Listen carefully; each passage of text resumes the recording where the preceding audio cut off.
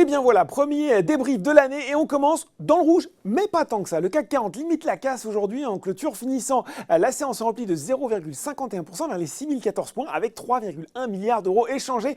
Donald Trump, il a agité les marchés en 2019, pas de raison que ça change en 2020. 3 jours après l'élimination du général iranien Qassem Soleimani, la tension monte entre l'Iran et les États-Unis, entre menaces de représailles visant des sites américains d'un côté et menaces de frappe ciblées sur 52 sites en Iran de l'autre. Un ton belliqueux qui ne panique pas plus que ça. Wall Street, vers 17h45, le Dow Jones reculait de 0,13% seulement, alors que le Nasdaq s'affichait lui en légère hausse de 0,2%. Retour sur le marché français, sur les progressions, c'est Plastic Omnium qui domine les hausses. L'équipementier auto profite notamment d'un coup de pouce de JP Morgan qui a relevé sa recommandation de neutre à surpondéré avec un objectif de cours relevé lui de 24 à 29 euros. La banque américaine estime que le groupe devrait enregistrer des performances supérieures à celles du secteur en Europe. Valeo grimpe également.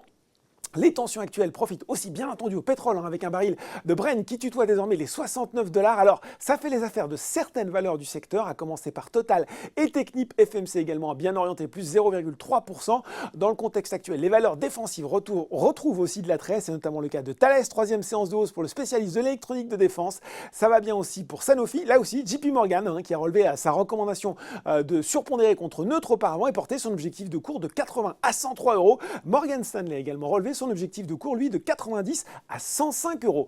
Côté baisse, la biotech DBV a subi des prises de bénéfices. On rappelle qu'elle gagne quand même près de 40% en un mois. Derrière, on retrouve Target, là c'est l'inverse, le spécialiste des revêtements de sol perd désormais 33% sur les 6 derniers mois. Amundi est également mal orienté, tout comme Vallourec, qui ne bénéficie pas de la hausse des cours du brut en face sur le CAC 40. Cet accord qui est lanterne rouge, moins 2,33%.